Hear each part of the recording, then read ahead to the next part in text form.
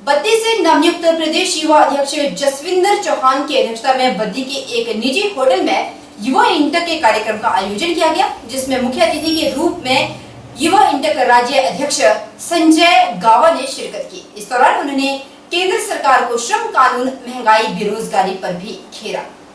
युवा इंटक राष्ट्रीय अध्यक्ष संजय गाबा ने कहा कि देश में श्रम कानूनों को खत्म किया जा रहा है, जो कि मजदूरों के हित में बिल्कुल नहीं है।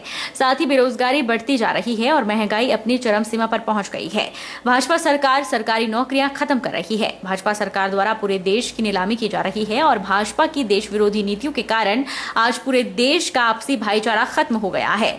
जिस प्रकार से डीजल, पेट्रोल के दाम बेलगाम हो चुके हैं, जिससे गरीब लोगों का जीना मुश्किल हो चुका है। वहीं संजय गाबा ने अरविंद केजरीवाल को भी आड़े हाथ लेते हुए कहा कि अरविंद केजरीवाल पहले दिल्ली से भ्रष्टाचार को दूर करें, उसके बाद हिमाचल की बात करें। उन्होंने अरविंद केजरीवाल को खुले तौर पर चुनौती दी है कि वह किसी भी मंच पर आकर उनसे बहस करे और उनके सवालों का जवाब दे। मैं ये हाथ जोड़ के केजरीवाल को बोलता हूँ, दिल्ली मेरे से डिबेट कर ले। दिल्ली में कितनी सरकारी नौकरियां दे दी या कितनी प्राइवेट नौकरियां दे दी, मुझे वो उसका श्वेत पत्र दिखा दे। एक बात मैंने बोला, दिल्ली के दो आपको एग्जाम्पल देता हूँ, 3 बिजली फ्री बोलते हैं ये। भाई आप बिजली फ्री बोलते हो, आपने जो 0 से 200 यूनिट का बिजली फ्री कर दिया, 200 से 400 यूनिट का स्लैब का रेट बढ़ा दिया आपने, उस स्लैब वाले को मार दिया। उसके बाद रही रोजगार की बात और बाकी बातें। दिल्ली का एक हॉस्पिटल है, इवास हॉस्पिटल, मैं बोल के जा रहा हूँ, 4 महीने से मैकेनिकल के स्टाफ को तनख्वाह नहीं मिली है केजरीवाल की सरकार में। आंगनवाड़ी कार्यकर्ता रोड पे बैठी हुई है, ऑटो वाला त्राईमाम कर रहा है। प्रदेश सरकार के आदेशानुसार प्रदेश में 1000 नए आंगनवाड़ी केंद्र बनाए जा रहे हैं, जिसके तहत ब्लॉक स्तर पर आंगनवाड़ी केंद्रों का निरीक्षण किया जा रहा है। जिला कांगड़ा में भी प्रथम चरण में 70 आंगनवाड़ी केंद्रों का निर्माण किया जाएगा। यह बात बुधवार को नूरपुर आंगनवाड़ी केंद्रों के निरीक्षण करने पहुंचे सीडीपीओ अनिल कौल ने कही। सीडीपीओ अनिल कौल ने बताया कि उपायुक्त कांगड़ा डॉक्टर निपुण जिंदल के आदेशानुसार जिला कांगड़ा में नए आंगनवाड़ी केंद्र बनाने से पहले सभी ब्लॉक्स का दौरा किया जा रहा है। नूरपुर ब्लॉक के तहत आंगनवाड़ी केंद्रों का भी निरीक्षण किया जा रहा है, जिनकी रिपोर्ट सरकार को सौंपी जाएगी। उन्होंने बताया कि जिला कांगड़ा में चयनित इन आंगनवाड़ी केंद्रों को भवन निर्माण सहित अन्य सामग्री के लिए बजट वितरित किया जाएगा। जिन आंगनवाड़ी केंद्रों में अपने भवन नहीं है, उनके लिए भूमि चयनित कर सरकार को प्रस्ताव भेजा जाएगा। उन्होंने बताया कि पूरे प्रदेश में प्रथम चरण में 600 आंगनवाड़ी भवन तैयार किए जाएंगे और दूसरे चरण में 400 आंगनवाड़ी केंद्रों का निर्माण किया जाएगा। उन्होंने ये भी बताया कि नूरपुर ब्लॉक के तहत 13 आंगनवाड़ी केंद्र और फतेहपुर ब्लॉक में 2 आंगनवाड़ी केंद्र प्रस्तावित हैं। अभी हाल ही में जो बजट प्रस्तुत किया गया, उसमें माननीय मुख्यमंत्री जी ने पूरे प्रदेश के अंदर महिला बाल विकास विभाग के तहत जो है वो लगभग 1000 आंगनवाड़ी केंद्र आने वाले दिनों में निर्माण करने का निर्णय लिया है। इस विषय पे जिला स्तर पर माननीय जिलाधीश महोदय डॉक्टर निपुण जिंदल की अध्यक्षता में ये बैठक हुआ, जिसमें निर्णय लिया गया कि प्रथम चरण में हम जिला कांगड़ा में 70 ऐसे आंगनवाड़ी केंद्रों का चयन करके और उनका स्पॉट वेरिफिकेशन करके सरकार को प्रस्ताव भेजेंगे, ताकि प्रथम चरण में 100% आंगनवाड़ी सेंटर जो है वो उसका बजट सैंक्शन हो। और सरकार का भी ये मानना है कि इससे पहले कि इन आंगनवाड़ी केंद्रों के लिए धनराशि स्वीकृत की जाए, जो ब्लॉक स्तर पर हमारे सीडीपीओज हैं और ब्लॉक डेवलपमेंट ऑफिसर्स हैं, वो इससे पहले कि पैसा सैंक्शन हो इसका स्पॉट वेरिफिकेशन कर लें। सोलन हिमाचल प्रदेश कैबिनेट में जिला मुख्यालय सोलन में नया शिक्षा खंड बनाए जाने की मंजूरी मिलने के बाद सोलन के प्राथमिक शिक्षक संघ ने मुख्यमंत्री जयराम ठाकुर, शिक्षा मंत्री गोविंद सिंह ठाकुर और स्थानीय नेता डॉक्टर राजेश कश्यप का आभार प्रकट किया। प्राथमिक शिक्षा खंड सोलन का एक प्रतिनिधिमंडल सोलन में इकट्ठा हुआ और एक दूसरे को मिठाई बांटकर खुशी का इजहार किया। जिला अध्यक्ष प्राथमिक शिक्षा संघ रजनीश कौशिक ने कहा कि प्रदेश सरकार शिक्षकों के हितों सहित सभी के हितों को ध्यान में रखकर कार्य कर रही है। इससे पूर्व शिक्षकों को कुठाड़, धर्मपुर और कंडाघाट में अपने कार्य करवाने जाना पड़ता था, लेकिन अब इस शिक्षा खंड के खुलने से 67 स्कूलों के शिक्षकों सहित अन्य स्टाफ को राहत मिलेगी। वहीं बच्चों की शिक्षा भी दौड़ धूप से बाधित नहीं होगी।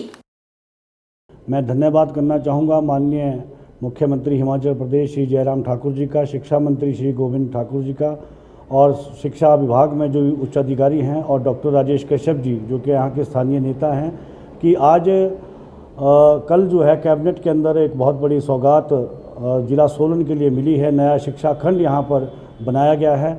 उससे अध्यापकों को जहाँ उनका समय भी बर्बाद होता था, कुठाड़, कंडाघाट और धर्मपुर तक जाना पड़ता था, आज उनकी समस्याओं का समाधान जो है वो यहीं पर होगा। तो उसके लिए मैं सभी का धन्यवाद करता हूँ। नए खंड के बनने से जहां अध्यापकों को तो लाभ होगा ही होगा, साथ में जो हमारे कार्यालय के कर्मचारी हैं उनको भी यहाँ पर जो समायोजन इनका जो होना है उनसे उनको भी जो है बहुत लाभ, हमारे स्टाफ को सुपरिटेंडेंट्स जो है, सीनियर असिस्टेंट और जो लिपिकों के पद यहाँ पर दूसरे खंडों से शिफ्ट होने हैं, उससे जो है यहाँ पर हमारे कार्यालय के कार्य में भी आसानी आएगी और अध्यापकों को और बच्चों के अभिभावकों को दूर दूर अपना कार्य करवाने के लिए नहीं जाना पड़ेगा। उधर मणिपुर में 2002 में आतंकवादी हमले में शहीद हुए ज्वाली उपमंडल के राजौल पंचायत के लटेर गांव के शहीद राइफलमैन भीमसेन को मणिपुर सरकार ने तो सम्मान दे दिया, लेकिन गृह राज्य हिमाचल शहीद की शहादत को भी भूल गए। शहीद के गांव लटेर में शहीद के घर तक ना तो पक्की सड़क बन पाई है और ना ही उसकी शहादत पर गेट का निर्माण हो पाया। मणिपुर में शहीद हुए राइफलमैन भीमसेन की शहादत को हिमाचल भुला चुका है। 2002 में दुखों का पहाड़ आज भी बरकरार है।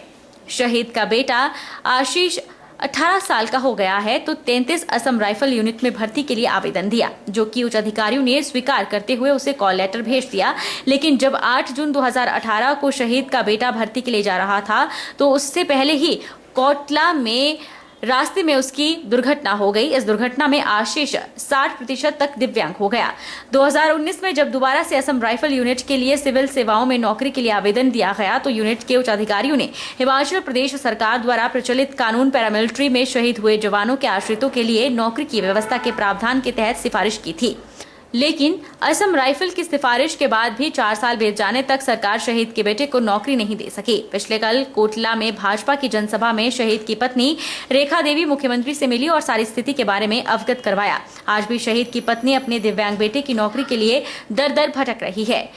शहीद की पत्नी ने बताया कि दिव्यांग बेटे की नौकरी के लिए उच्च अधिकारियों और नेताओं, मंत्रियों, मुख्यमंत्री तक गुहार लगा चुकी है, लेकिन अभी तक बेटे को नौकरी नहीं मिली।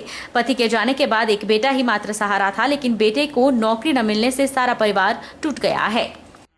इतनी परेशानी मतलब पहले जो मतलब बच्चे छोटे थे तो थी जीने की उम्मीद थी कि बच्चे पालने हैं, बड़े होने, तो हमने किसी से बोला भी नहीं मतलब कि हमें ऐसे करो, हमने अपने हिसाब से जी रहे थे।